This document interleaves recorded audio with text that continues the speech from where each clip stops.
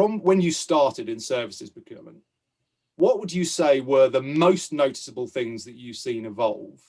And what are your kind of predictions for how things in the world of services procurement are going to change in the next 12, 24 months?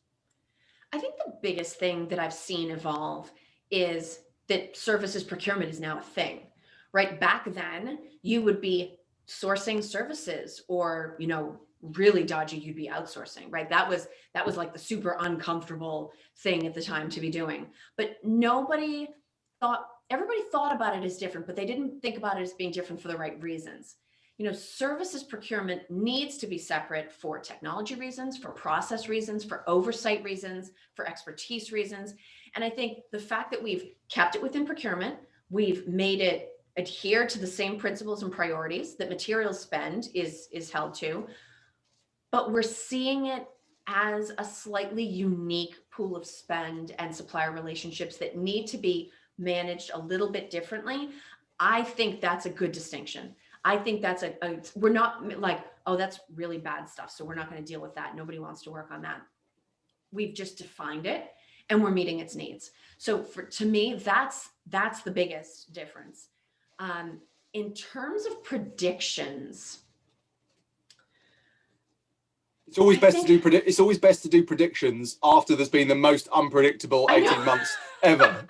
No. The safe thing is always just to say, flying cars. Yeah, predictions. Yeah, we're going to be flying cars.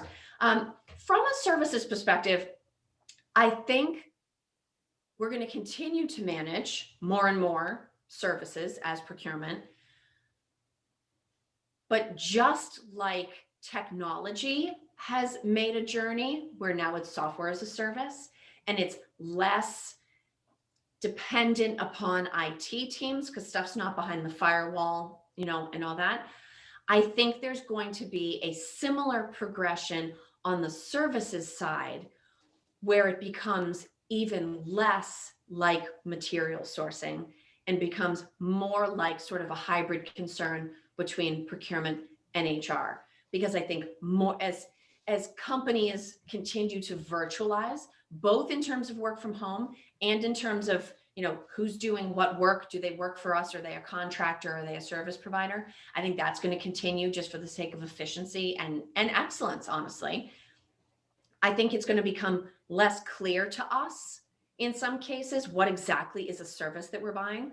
There are even services out now that are practically masquerading as technology, but under the hood, it's a service, right? And I find that fascinating. That's a very interesting way to approach it. And at the end of the day, as long as it meets the business need, who cares, right? So meet the business need in an efficient and market-leading way, great.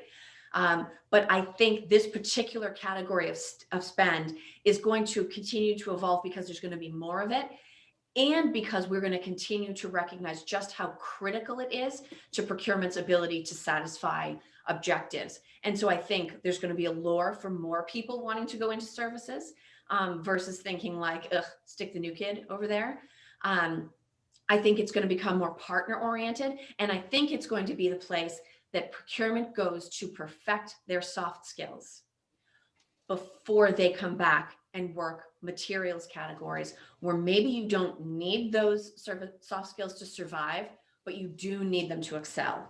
And so there's a huge learning opportunity for procurement out of services. So that's other than flying cars, that's my prediction on where I think services procurement is going.